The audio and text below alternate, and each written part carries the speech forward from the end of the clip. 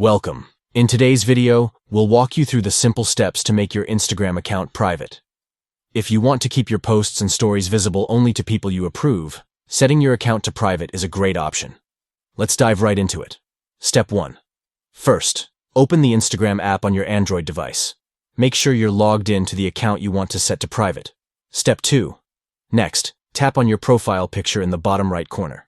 This will take you to your Instagram profile page. Step 3.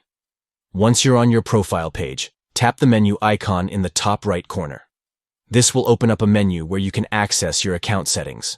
Step 4. Under the Who Can See Your Content section, you'll see an option called Account Privacy. Tap on this to go to the privacy settings for your account. Step 5. You'll now see an option to turn on Private Account.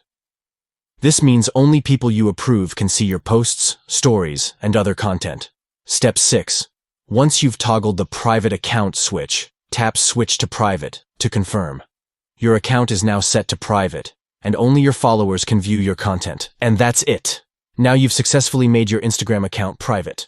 This is a great way to protect your content and make sure you have control over who can see what you post.